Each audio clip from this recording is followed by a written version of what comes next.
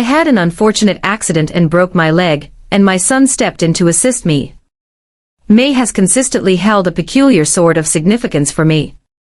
It's the time when life bursts forth in vibrant colors, yet it carries with it the poignant reminders of what has come to a close point 3 years ago, on a cool morning in early May. Mark failed to return home. He cherished the ocean. It was a significant aspect of what attracted us to this house, situated on the cliffs where the Atlantic extends infinitely. Its hues changing with the temperament of the sky. Mark possessed a unique ability to render everything as if it were steadfast and immovable, akin to the very tides. I never thought the water would separate us. That morning unfolded just like countless others before it. I recall the moment he pressed his lips to my forehead before making his way to the dock. A thermos of coffee clutched in his hand, and a light jacket draped casually over his shoulder. He mentioned he would return by lunchtime. Just a brief outing to inspect the lobster traps he had been working on all spring. He was perpetually experimenting, constantly discovering small tasks to occupy his hands. As noon arrived and passed. I felt no concern. Mark often found himself adrift in time while on the water, yet as the afternoon waned, a sense of unease began to settle in. I dialed his cell, but it went directly to voicemail.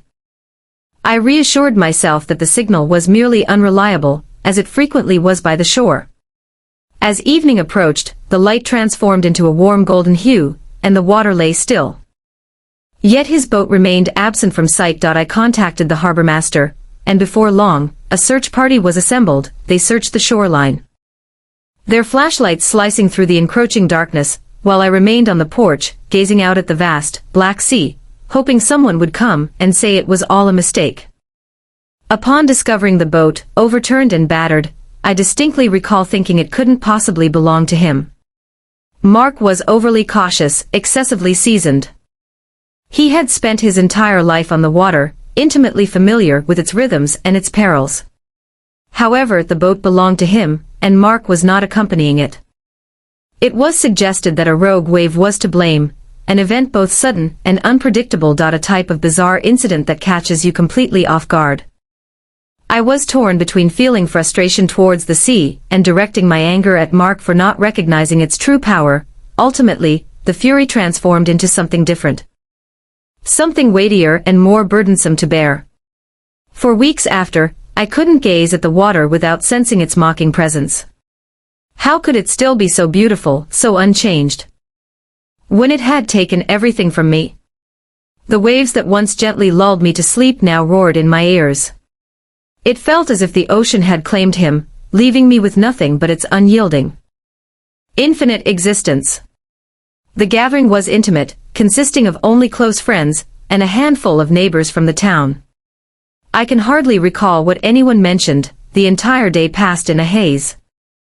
As if I were navigating through an unshakable fog. They said I was strong, yet I didn't sense it within myself.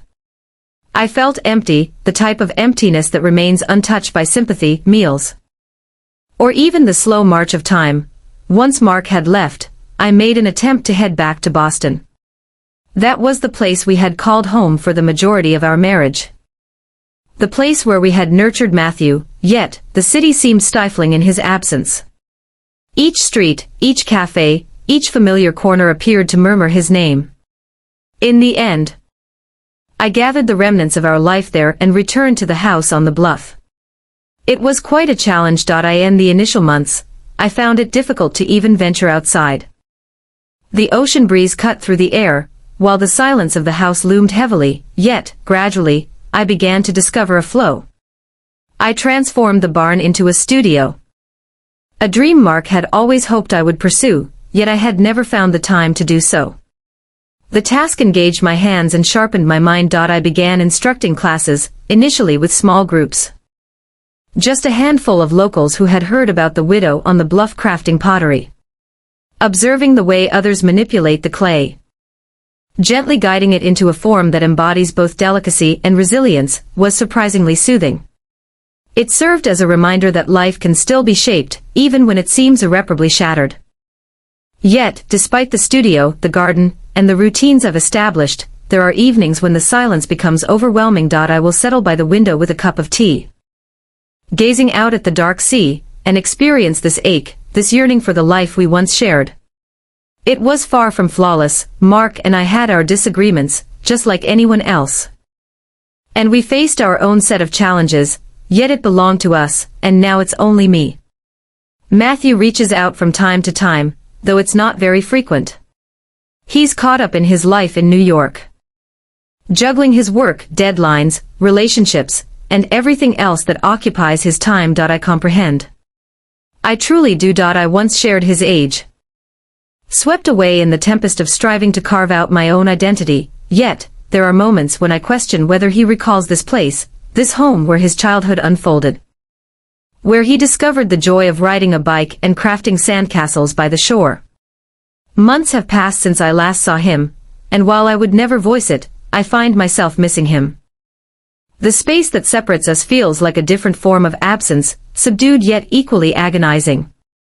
These days I find solace in the little details, the way sunlight dances through the studio windows, the wildflowers gently swaying in the breeze, the rhythmic hum of the potter's wheel.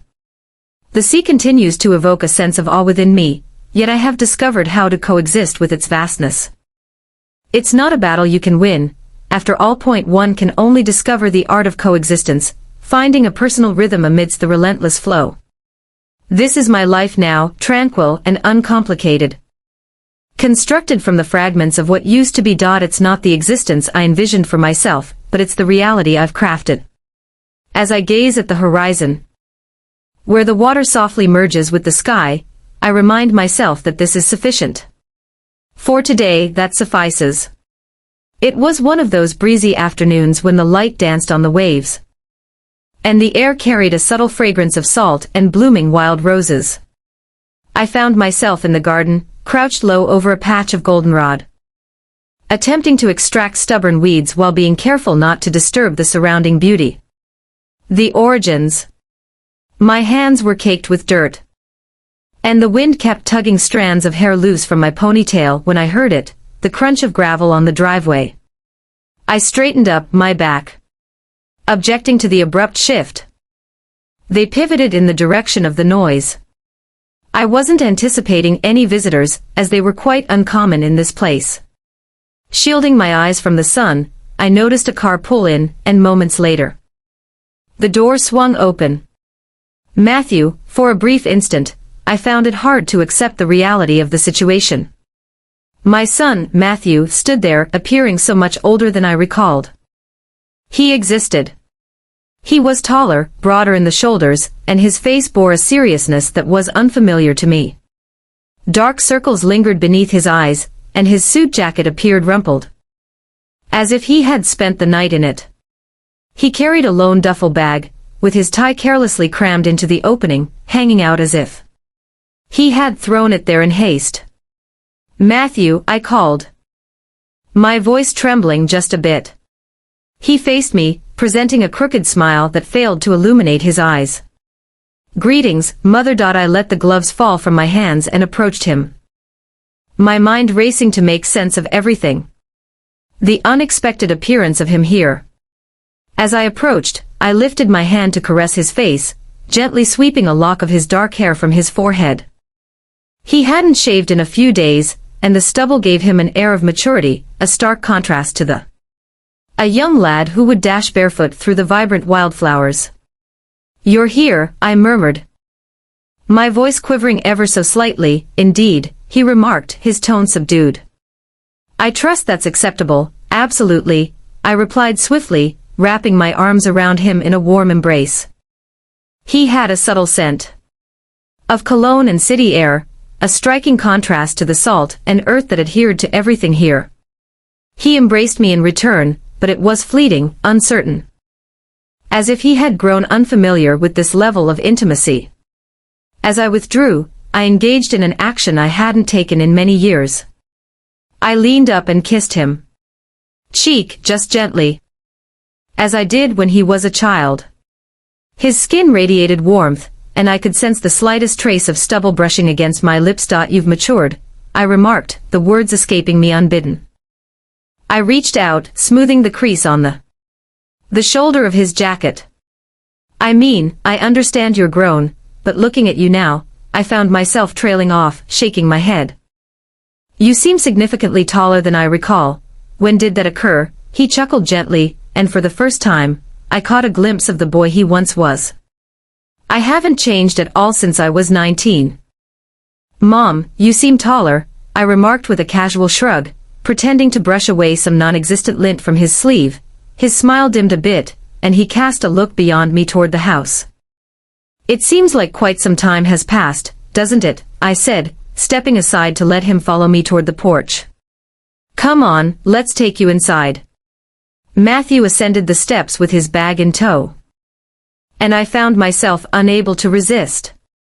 Observe the way he moved, strong, purposeful, yet burdened by a heaviness in his shoulders. It felt as though he was bearing a weight far greater than the mere belongings inside the duffel bag. Within the confines of the house, his presence seemed to shrink the space. Yet it was not in a way that felt uncomfortable. It had been ages since I'd welcomed anyone else into this space. And seeing him standing in the entryway breathed life into the room, in a way it hadn't felt for years. I wasn't anticipating visitors, I remarked with a casual tone, attempting to ease the atmosphere. However, I can prepare something for you to eat if you're feeling hungry. He shook his head. I'm okay, just a bit weary. I nodded, examining his face once more. A shadow lingered in his eyes. An elusive quality that stirred something deep within me, pulling at my heartstrings. The guest room is prepared, I remarked, gesturing toward the corridor. Set your belongings aside and take a moment to relax. We'll converse later. Thanks, he said, his voice gentle, as he faded into the shadows of the hall. I lingered for a moment, enveloped in a peculiar blend of feelings. I was excited to see him, naturally, but I was also taken aback by how much he had transformed. He had outgrown that phase. The one where he would grasp my hand tightly and share every moment of his school day with an excitement that was palpable. He had transformed into a man, exuding confidence and self-assurance. Yet there lingered an elusive quality about him, something I couldn't quite identify just yet. That evening, I tapped gently on his door. A plate of sandwiches and an apple delicately balanced in my hand. Matthew, come in, he said, his voice barely audible. He sat on the edge of the bed, his tie casually draped over the duffel bag, while his laptop remained open beside him. The sight of him in this house, the one where he had spent his childhood, stirred something profound within me. I insisted, placing the plate carefully on the nightstand. You appear to be in need of a proper meal, as it seems like it's been quite some time since you've enjoyed one. He offered a subtle smile. Thank you. I paused, my hand lingering momentarily on a shoulder. You're aware that you can share only what you're comfortable with, correct? However, if you feel the need to converse, I am available. The days had started to settle into a calm, consistent cadence, each one merging seamlessly with the following. Matthew's presence, though surprising, had woven itself effortlessly into the tapestry of my life here. I noticed him starting to unwind. Yet, an undercurrent of tension lingered, a weight he bore that remained unspoken between us. It occurred on an afternoon that seemed like any other. I found myself in the garden, shifting pots of herbs nearer to the porch. The warmth of the sun embraced my back, while the fragrant notes of rosemary and thyme wafted through the air. I resolved that my lavender required more room, and as I was lifting a hefty ceramic pot, my foot snagged on the edge of the path. The descent was abrupt, unsettling. My ankle twisted awkwardly, and I landed hard, the pot shattering beside me. A jolt of pain surged through my leg, intense and sudden, as I grasped my ankle and focused on calming my breath. Before I could completely grasp what had transpired, Matthew's voice reached my ears. He was sprinting toward me from the porch, his face ashen with fear. He was by my side in a heartbeat, crouching down and placing his hands on my shoulders. His touch was both assertive and tender, providing support as I attempted to rise. I could see the concern carved into his expression, the way his gaze flicked to my ankle and then returned to my face, as if he were seeking any indication that the situation was more dire than it appeared. In silence, he wrapped one arm around my back and the other beneath my knees, lifting me with ease.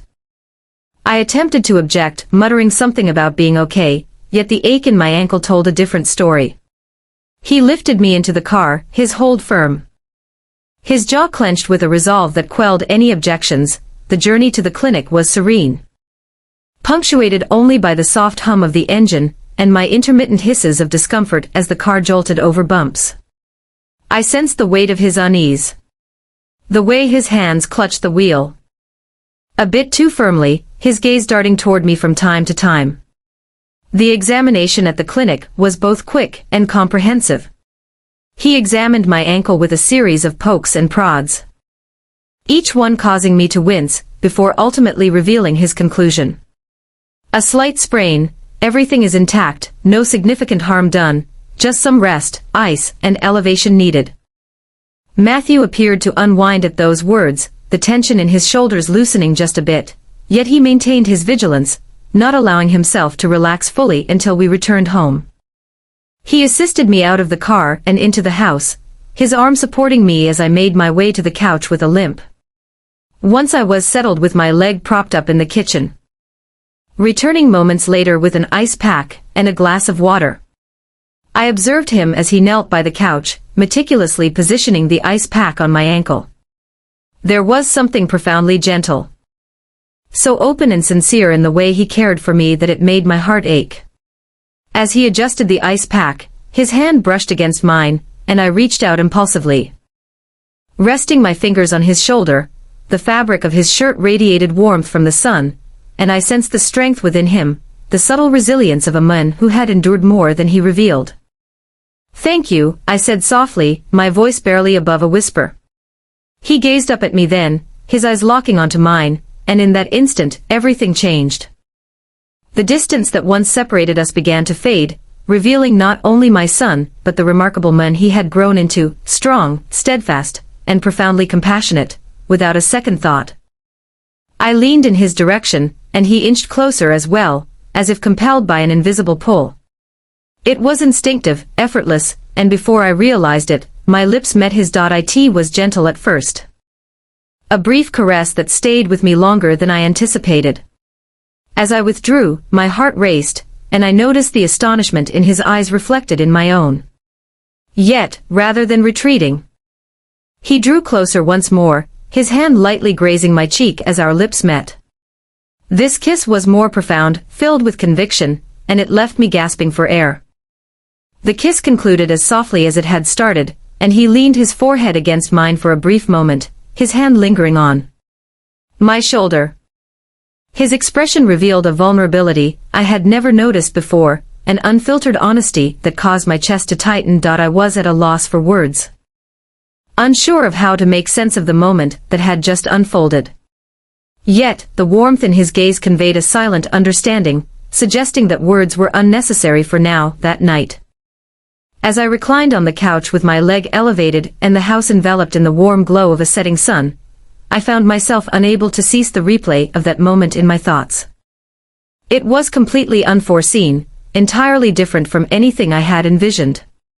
Yet, despite its oddity and perplexity, the bond we had experienced was undeniable.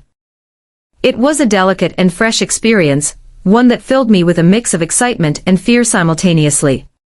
For the first time in ages, I found myself daring to believe that this visit could mend more than just my ankle. That night, the house seemed to hold its breath, a stillness enveloping it. Despite Matthew being just down the hall, I remained on the couch, my ankle propped up and encased in an ice pack, yet my mind was elsewhere, distant from the pain of my injury. My thoughts continuously echoed the events that unfolded in the living room. The kiss came out of nowhere, surprising yet somehow it felt completely right. It was beyond explanation, devoid of any logic to decipher. It wasn't merely the physicality of it, I could still sense the warmth of his lips, the gentleness of his touch. The emotion was palpable. A heavy presence of unspoken feelings and connections that lay hidden beneath years of distance and grief. I floated into a fitful dozing on the couch, only to be stirred hours later by the gentle creak of floorboards. The house lay shrouded in darkness, with the sole illumination provided by the soft, ethereal glow of the moon seeping through the windows. I turned my head just in time to see Matthew standing at the edge of the living room, a glass of water in his hand. For a brief instant he paused, as though uncertain about approaching any nearer. He moved across the room, placing the glass on the side table beside me. He knelt beside the couch, his gaze exploring the contours of my face. "You ought to be asleep," he whispered, his tone soft yet unwavering. I found myself unable to reply, not with how his presence enveloped the space, how his closeness constricted my chest. His hand glided to reposition the blanket over my legs, and his fingers grazed my skin, delicate and transient, yet sufficient to send a shiver through me. He must have noticed, for his gaze softened. And without warning, he leaned in. His lips met mine once more, and this time, there was an undeniable certainty, a complete absence of doubt. The kiss enveloped me, rich and profound, igniting a fervor that sent my heart racing. His hand gently cradled the side of my face, his thumb grazing my cheek as he tilted his head just so, intensifying the bond between us. I found myself unable to resist, my fingers gripping the fabric of his shirt as I returned his kiss. Time appeared to freeze, the outside world dissolving into nothingness, leaving only the comforting warmth of his lips, the reassuring weight of his hand on my face, and the soft, gentle hum of an unvoiced connection flowing between us. When the kiss finally ended, we were both breathless, our foreheads touching gently. His hand lingered on my cheek for a moment longer before he pulled back, his eyes searching my own. There was an abundance of thoughts swirling in my mind, countless questions I yearned to voice, yet the words eluded me. Instead, I extended my hand, giving it a gentle squeeze as if to convey my presence. "I comprehend." He lingered there for some time, seated on the floor next to the couch, his hand remaining still, held tightly in my grasp. We remained quiet, yet the stillness felt light. It was soothing, akin to a mutual comprehension that required no verbal expression. Ultimately, he stood, his fingers lingering on mine as he took a step back. "Good night," he murmured gently, his voice barely above a whisper, before he slipped away down the hall to his room. I lay awake long after he had left, my thoughts swirling in a restless dance. There was no denying what had just occurred, nor the intensity of emotion that accompanied it. It frightened me how effortlessly the lines between us appeared to fade, yet it also awakened something within me that I hadn't experienced in years, a feeling of to be acknowledged, to experience a sense of nurturing that I hadn't even recognized I was longing for. As I finally drifted back to sleep, I found myself pondering what the next day might hold, and whether we could traverse this delicate, unarticulated connection between us without shattering it. The days flowed by in a haze of serene moments, joyful laughter, and a deep, unvoiced connection. I had become familiar with Matthew's presence in a manner I hadn't expected. The house, once enveloped in silence and stillness, seemed to awaken, his energy permeating every room, every corner, and yet, despite the bond that had flourished between us, there lingered an unvoiced understanding that this shared moment, delicate and transient as it may be, carried with it a sense of finality. The dawn of his departure came all too swiftly. I awoke to discover the house enveloped in a gentle, misty glow, the ocean breeze playfully rustling the curtains in the kitchen. Matthew was already awake, gathering the final items to stow away in the duffel bag positioned by the door. A hush enveloped the moment, a heaviness that lingered between us, unspoken yet palpable. I prepared breakfast as I always do, eggs, toast, coffee, but today, the routine felt distinct. Akin to the final page of a book I was reluctant to turn, Matthew navigated the kitchen with a serene precision, yet a lingering sadness clouded his gaze, a silent grief that resonated with my own. We dined together, yet the dialogue felt more superficial than normal, with the pauses between us extending longer than they had in recent days. After breakfast was complete, Matthew ascended the stairs to finalize his packing. I lingered in the kitchen, tidying up, the sound of water flowing in the sink blending with the gentle hum of the house. I heard the door to the guest room open, and a few moments later, Matthew appeared in the hallway, his duffel bag slung over his shoulder. He remained silent at first, simply standing there and gazing at me, as if uncertain about how to proceed. I felt my chest tightening as I wiped my hands on a towel. The obstruction in my throat rendered speech a challenge. For so long, this house had been solely my own, a serene sanctuary from the chaos of the outside world. Yet now, with him standing there, an unmistakable feeling of loss was already starting to take root in my chest.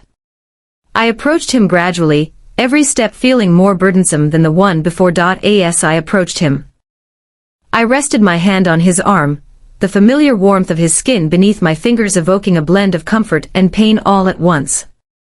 "Take care of yourself, Matthew," I said softly. My voice barely a whisper. "There's much in store for you," he acknowledged, his jaw set firmly as he lifted his hand to caress my face, his thumb gliding softly across my cheek. The gesture held a softness, yet it carried an unmistakable sense of closure, as if we were both aware that this moment signified the conclusion of something significant. "I'll be okay, Mom," he said, his voice heavy with feeling. "I will truly miss this, and I will miss you deeply." I noticed the uncertainty in his eyes, the vulnerability he worked so diligently to conceal, yet in that moment, I refrained from offering him hollow reassurances.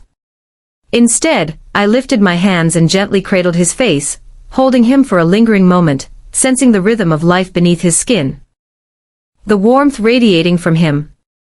Then, without a second thought, I leaned in, my lips meeting his again. It was a kiss that resonated uniquely. A kiss imbued with the essence of all we had experienced together, and all the unspoken words that lingered between us. It was soft, yet brimming with all the feelings that had been accumulating between us over the last few days. As we separated, silence enveloped us, the words had vanished, leaving only the weight of unspoken thoughts. Instead, I pressed my forehead to his, and for a long moment, we just stood there, holding each other, the quiet hum of the house enveloping us. At last, Matthew paused, gazing at me with a blend of affection and melancholy. "I will return, Mom, I assure you." I nodded, my heart heavy, yet a flicker of hope within me believed that this time he would. He grabbed his duffel bag and headed for the door, but just before he got there he hesitated. He spoke without looking back, his voice soft yet steady. "I love you, Mom," and just like that, he vanished. I lingered for a moment, gazing at the vacant doorway, the distant sound of waves crashing echoing around me. There was an ache in my chest, a hollow space that his absence had left behind, but within that ache, there was also something else, a quiet, lingering warmth. I would cling to that warmth, that bond, for as long as possible. And perhaps, just perhaps, it would sustain us both across the distance and time that separates us.